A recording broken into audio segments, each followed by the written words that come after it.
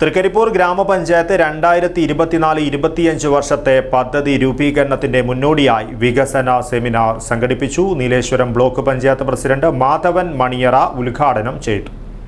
ജനാർദ്ദൻ ഹോസ്പിറ്റലിൽ laparoscopic സർജറിയും multi speciality ആധുനിക ചികിത്സയ്ക്കും ഞങ്ങൾ പ്രാധാന്യം നൽകുന്നു. വിവിധ സ്പെഷ്യാലിറ്റികളിലുടനീളം ഞങ്ങൾ സമഗ്രമായ സേവനങ്ങൾ വാഗ്ദാനം ചെയ്യുന്നു. Janardhan hospital, bank road, Kasaragod.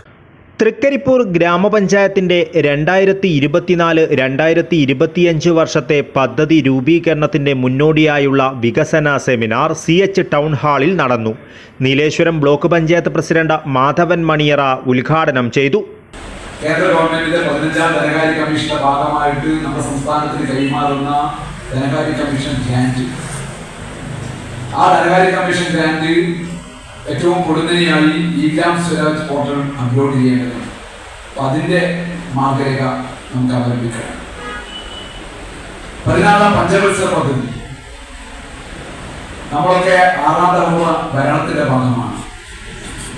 ആ 6ാം തലമുറ ഭരണത്തിന് പ്രിയപ്പെട്ടവരെ, ഈ 2024-25 വർഷമാണ് പദ്ധതി ആസൂത്രണം ചെയ്ത് നിർവഹണത്തിനുള്ള ഏക വർഷം. ഗ്രാമപഞ്ചായത്ത് പ്രസിഡന്റ് VK ബാവ അധ്യക്ഷത വഹിച്ചു.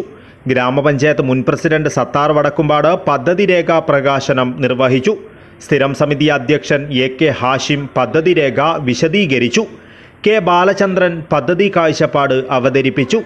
ജില്ലാ പഞ്ചായത്ത് സ്ഥിരം സമിതി അധ്യക്ഷൻ M Manu, panchayat vice president EM Anandavalli, M Sauda, KV Karthiyayani, E Sasidharan, panchayat assistant secretary P Aravindan, N Sukumaran, KV Subhash എന്നിവർ സംസാരിച്ചു. News bureau, Cheruvathur.